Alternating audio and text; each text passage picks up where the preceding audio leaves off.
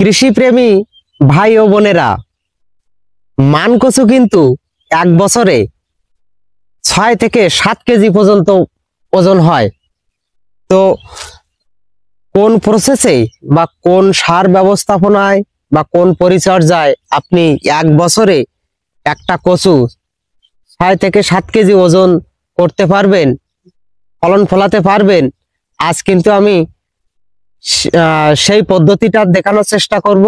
বিশেষ করে এই কচু চাষে কিন্তু অনেকেই জেনে থাকবেন যে এতে কোনো স্প্রে লাগে না, তেমন সার ব্যবস্থাপনার মধ্যে জৈব সার, মেন সার। তো একটা অলস মানুষের চাষ। তো যে সকল বন্ধুদের পকেটে অর্থ নেই, জায়গাও তেমন নেই, ঠিক তাদের জন্য এই ফসলটি।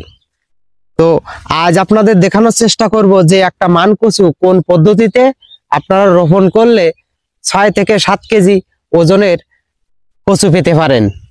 তো চলুন বন্ধুরা, আমি আপনাদের সেই রোপণ পদ্ধতিটাই আপনাদের দেখাবো। এখন দেখেন, এখানে আমার সার আছে। তো আমি দেখাচ্ছি, এই যে কচুর চারা।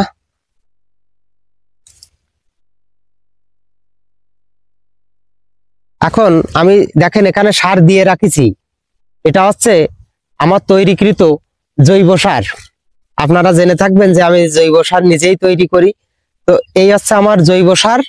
এই বালতির 1 বালতি করে, একটা চারার জন্য এই যে 16 লিটারের বালতির 1 বালতি জৈব সার। এবং তার সঙ্গে দিচ্ছি আমি, দেখেন এই হচ্ছে আপনার বাড়ির পুরাতন ছাই।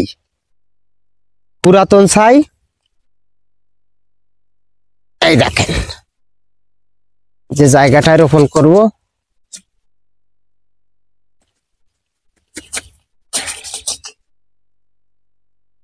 আপনি যখন 6 থেকে 7 কেজি ওজনের আলু পেতে যাবেন, তখন কিন্তু আপনার সার ব্যবস্থাপনাটা, বিশেষ করে আমি তো জৈব সার দেখাচ্ছি, এখানে কোনো রাসায়নিক সার দিচ্ছি না।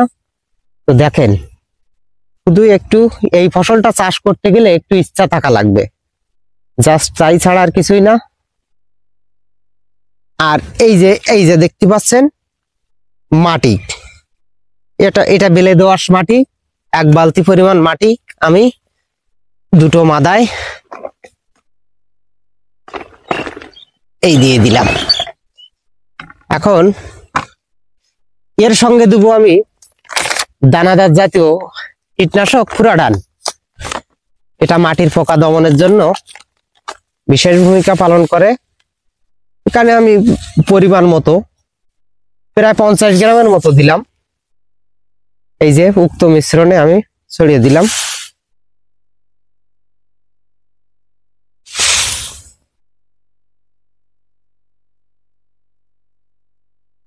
এখন এই মিশ্রণটি আপনার জৈব সার, মাটি, ফুরাডান এবং ছাই, এইটা আপনার সুন্দর করে মিক্সার করে দিতে হবে।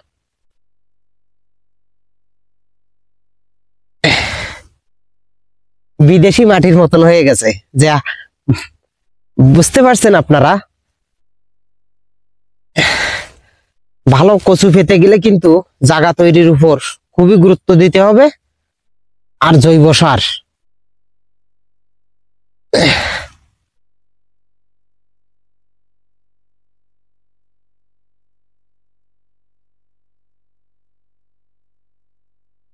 এই যে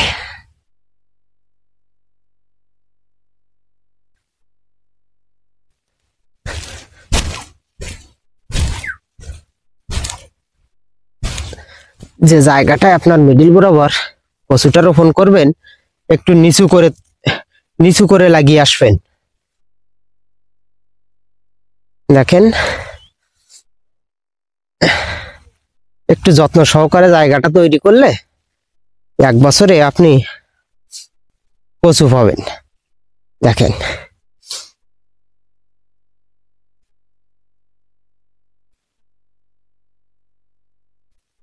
এই যে